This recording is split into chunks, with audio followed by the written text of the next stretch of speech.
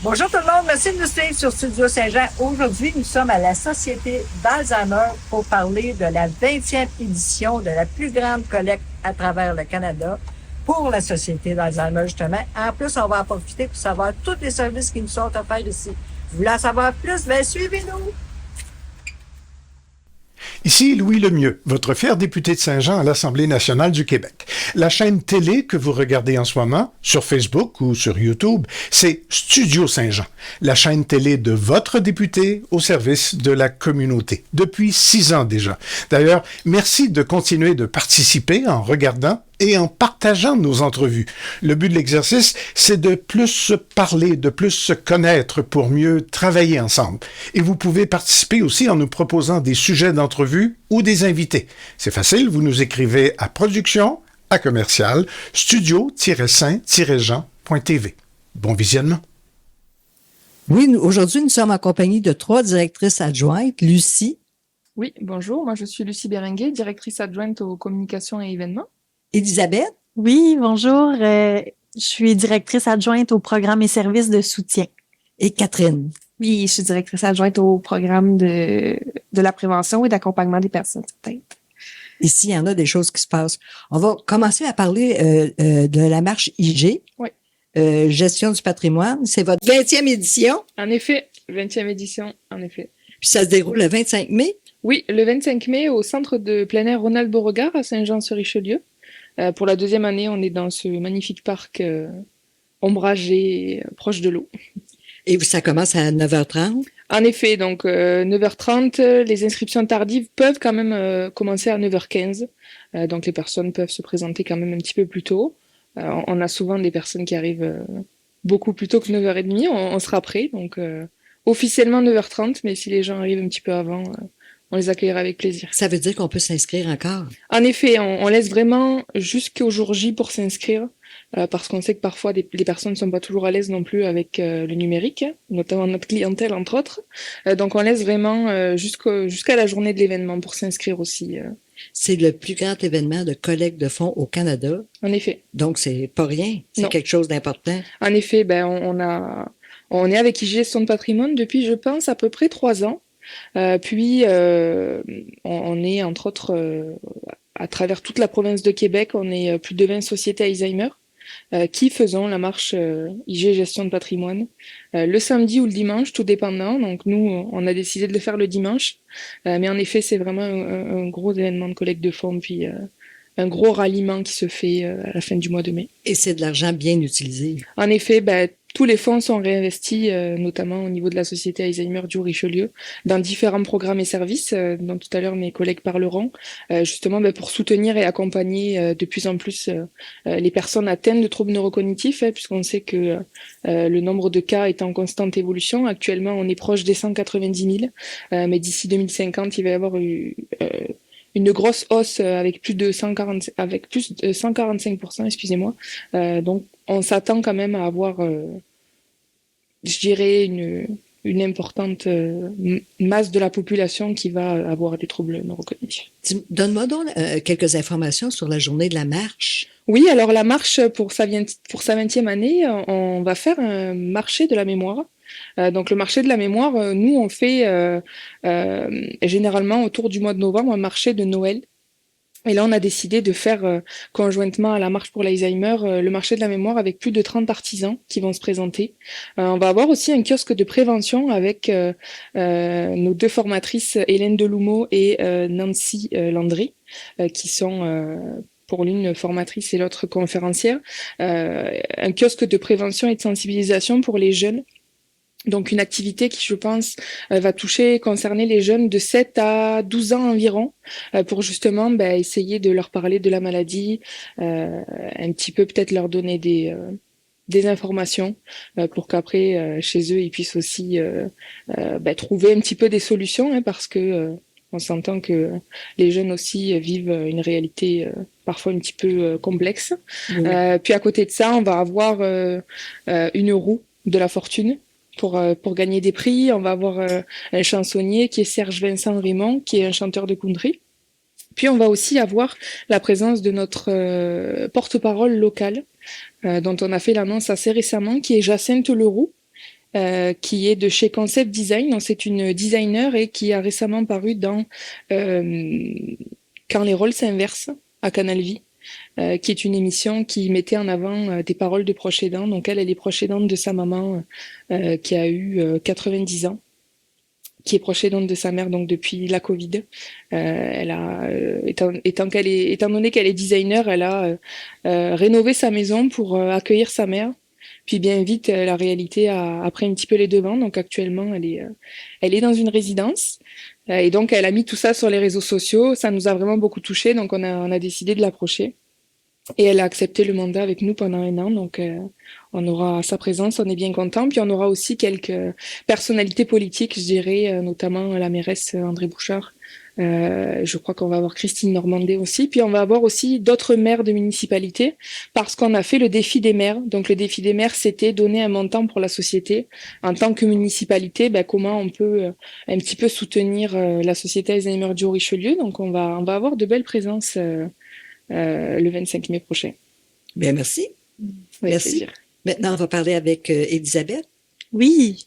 Elisabeth, parle-nous de ton travail ici. Oui, en fait, je suis principalement là avec les proches aidants. La différence avec Catherine, qui est un petit peu plus avec les personnes qui ont un diagnostic. Donc, je les accompagne vraiment là, dans les démarches, dans l'acceptation du diagnostic aussi, tout l'accompagnement là, qui peut être fait au travers de la maladie. Donc, vraiment par des formations, des conférences qu'on donne, des groupes de soutien, tout pour briser l'isolement, puis apprendre davantage sur la maladie, avoir toutes des astuces, des trucs, comment on fait, comment on s'adapte à tout ça, parce qu'il y a beaucoup de changements au travers de la maladie. Puis côté aussi émotionnel, donc c'est difficile là, à accepter le tout. Donc on essaie vraiment là, de les accompagner dans tous ces domaines-là pour que ce soit le plus facile possible là, comme démarche, au moins qu'ils n'aient pas à chercher toutes les informations par eux-mêmes. Vous changez la vie de la famille en réalité. D'une quelque façon. Vous l'améliorez. Oui. Parce qu'il y a beaucoup de questions quand quelqu'un commence à être Alzheimer dans une famille. Il y a beaucoup de questions, beaucoup de changements aussi, parfois rapides. Exactement. Ça aide. C'est un bon soutien. C'est un soutien exceptionnel. Tout à fait. Puis par les rencontres aussi qu'on fait, là, que ce soit individuel ou familial, ça répond à beaucoup de questions. Là. Les besoins sont ciblés, puis on essaie d'y répondre rapidement par l'offre de services là, qu'on peut faire. Puis justement, c'est une source d'information qui viennent chercher beaucoup de l'entraide aussi. Il y a des liens qui se développent là, dans notre clientèle, donc il y a aussi un réseau qui se crée. Donc, c'est de pas être seul à travers la maladie. Est-ce que il y a l'adaptation d'un appartement aussi qui se... Oui, on a certaines formations qui viennent plus cibler certains sujets, dont l'adaptation du domicile. Donc, c'est une situation importante, surtout qu'on vise le maintien à domicile le plus longtemps possible. C'est un lieu réconfort, c'est un lieu familial, c'est important pour la famille. Donc, on veut pas enlever ça, on veut justement outiller, adapter la maison pour que ce soit le plus adéquat possible, retarder l'hébergement, puis ensuite là, les diriger aussi par des formations pour apprendre sur les types d'hébergement rendus vraiment à la perte d'autonomie là, plus élevée. Avez-vous remarqué s'il y a un ralentissement du développement de la maladie pour les gens qui restent à domicile? C'est certain que on n'a pas les données exactes, mais ça a un facteur vraiment là, important. Donc, plus on avance dans la maladie, plus les transitions sont difficiles. Donc, ça accélère le déclin de la maladie. Donc, quand on garde un réseau, on garde son domicile, ses lieux, ses repères, c'est plus facile et il y a une stabilité là, dans la maladie. Ben, merci. C'est le tour de Catherine. Oui. Et toi, qu'est-ce que tu fais ici? Moi, comme on a dit tout à l'heure, là, je m'occupe du nouveau service de prévention et d'accompagnement pour la personne qui est atteinte d'un trouble neurocognitif. Ce nouveau service-là, il a été, c'est tout récent, là. Ça fait 2 mois à peu près là, que le service a commencé à se développer. C'était pour rejoindre la politique québécoise sur la maladie d'Alzheimer là, et les autres troubles neurocognitifs qui a été dévoilé là, au mois de février dernier là, par la ministre des Aînés. Donc, moi, avec ce service-là, on veut vraiment intervenir le plus rapidement possible, le plus tôt possible dans la maladie, pour pouvoir maintenir les acquis le plus longtemps possible, rester autonome, comme ma collègue là, a dit, là, pouvoir retarder le plus longtemps possible le processus d'hébergement. Donc, c'est des accompagnements personnalisés. On fait des rencontres aussi. C'est vraiment le copier-coller là, du service là, pour les proches aidants. On développe aussi des activités de stimulation cognitive, physique et sociale. On a un programme Esprit en action là, qui est présentement en cours, qui est destiné là, aux personnes en phase précoce de la maladie, en phase légère, excusez-moi, de la maladie, mais aussi au niveau de la prévention, donc les gens qui veulent avoir des outils pour maintenir là, leur bonne leurs saines habitudes de vie. Puis, est-ce que vous avez des façons de faire des diagnostics aussi? Est-ce que vous avez des... On a le programme dépistage MoCA Expresso. Dans le fond, c'est des rencontres là, qui ont lieu ici. C'est offert en ligne, mais on a une intervenante ici, là, une infirmière qualifiée qui soutient la personne qui vient faire le test. Puis, ça nous donne un indicateur. Ça ne nous donne pas un résultat, un diagnostic, mais avec cet indicateur-là, après, la personne là, qui a suivi le test peut aller voir son médecin ou faire des démarches là, pour pouvoir avoir un médecin de famille, justement, s'ils en ont pas. Donc, ça accélère un petit peu plus là, le processus là, pour avoir un diagnostic. Puis ça se déroule comment? Je pense que quelqu'un peut faire un début de perte d'autonomie ou je viens ici passer le test avec cette personne-là? Oui, exactement. Ben, vous accompagnez la personne qui doit passer le test ou vous pourriez passer le test aussi, là. Puis c'est fait avec une infirmière sur place qui, elle va pas aider à faire le test, mais elle l'accompagne simplement, là. Elle donne l'outil, comme nous on le fait sur une tablette. Donc. Puis le diagnostic vient à partir de ce moment-là? C'est comme un code couleur qu'on a, donc vert, jaune ou rouge, et c'est un indicateur. Donc on peut pas avoir de diagnostic. Nous on donne pas de diagnostic, mais ça donne un indice là sur ce qui doit être fait par après. Donc nous on incite les gens à participer justement à nos activités là, qui sont dédiées là, pour le maintien des acquis. Je pense que vous avez eu un cadeau aussi des caisses populaires des jardins. La Tover Tafel? Oui, ça fait 3... on est dans la 2e année, donc on rentre dans la 3e. Oui, exactement. La table Tover Tafel, un accessoire là, qui est utilisé en centre d'activité puis qui se déplace aussi là, dans nos autres centres d'activité. C'est une table magique en néerlandais.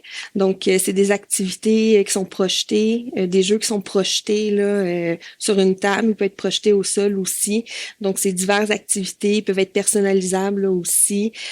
Puis pour le maintien là, des fonctions là, cognitives puis physiques aussi, parce qu'il y a plusieurs jeux là, qui permettent de bouger. Aussi, on peut venir ici puis emprunter des livres ou des jeux même. Ouais, on a une ludothèque pour emprunter du matériel, des activités, des jeux. On a aussi le centre de documentation là, où est-ce qu'il y a plusieurs livres là, et documents qu'on peut emprunter, comme la bibliothèque. Oui, ça c'est formidable. Ouais. Ça nous renseigne aussi, puis ça nous aide à maintenir ce qu'on a encore de cognitif en nous. Ouais. Vous vendez aussi des objets? Oui, on vend beaucoup de matériel qui peut être adapté là, pour les gens qui ont des troubles cognitifs. On a des jeux d'activité, on en a créé un aussi là, qu'on vend. Il y en a un deuxième qui est en construction aussi. Puis on voit un petit peu là, ici le matériel. Là, c'est vraiment pour faciliter le quotidien là, des personnes proches aidantes. Là, qui en ont vraiment besoin. Oui, par exemple, là, il peut y avoir un de nos articles populaires, le cadran.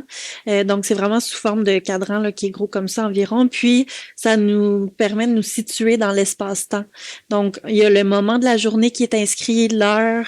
Je pense qu'il y a aussi la température qui peut être mise. Puis, il y a des rappels qui peuvent être envoyés là, par la famille. Donc, il y a un message qui peut sortir. Mais la personne qui se questionne à savoir est-ce qu'on est le soir, surtout les journées pluvieuses, on ne sait pas il est quelle heure, on ne sait pas c'est quand la routine de dodo embarque, on ne sait pas c'est quand le souper.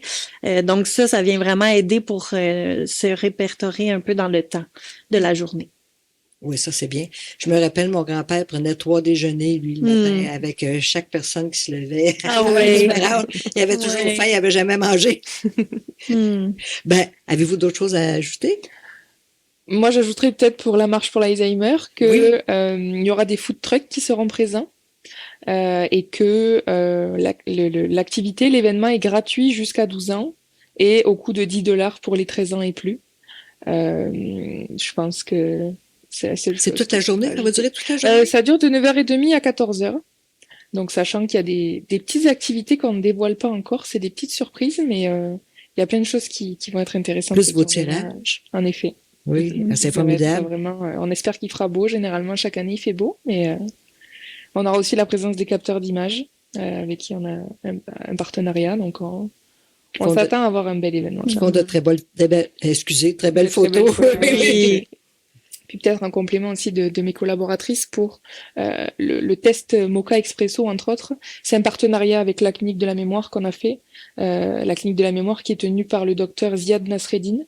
Donc je pense que c'est important de le mentionner. On essaye de faire des partenariats justement avec des personnes reconnues qui font des recherches, parce qu'encore une fois, l'Alzheimer, c'est quand même la maladie d'Alzheimer et les troubles neurocognitifs, c'est quelque chose d'assez complexe. Donc on est soutenu par quand même beaucoup de personnes, de personnalités, d'organisations, de professionnels, en effet, qui viennent nous soutenir justement dans nos démarches. Si on va sur votre site, on voit les médecins qui travaillent aussi. Oui, en effet. En fait, notre site est associé à la Fédération québécoise des sociétés Alzheimer, puisque toutes les sociétés Alzheimer du Québec sont régies par la Fédération, et la Fédération est elle-même régie par la Société Alzheimer du Canada. Donc nous, on a fait le choix d'utiliser le même site internet qu'eux. D'une part pour être bien référencé et d'une autre part pour avoir les informations en temps réel, notamment sur la recherche au niveau des médicaments et de plein d'autres éléments. Donc oui, en effet, notre site internet est quand même bien fourni. Puis on essaye de le rendre le plus adapté possible parce qu'encore une fois, notre clientèle peut avoir quelques enjeux. Mais à date, ça fonctionne assez bien. Ils sont assez... Il est très facile d'utilisation. En effet, oui. On essaye vraiment de le rendre le plus accessible possible pour pouvoir donner les informations et les communications en temps voulu. Ben merci. Avec plaisir. Merci. Ben merci tout le monde. N'oubliez pas, le 25 mai, la marche IG Gestion Patrimoine. Et n'oubliez pas, vous avez vu ici des directrices adjointes qui en connaissent beaucoup et qui sont disponibles à vous recevoir. N'hésitez pas. Ici Lucie Crevier pour Studio Saint-Jean. À la prochaine.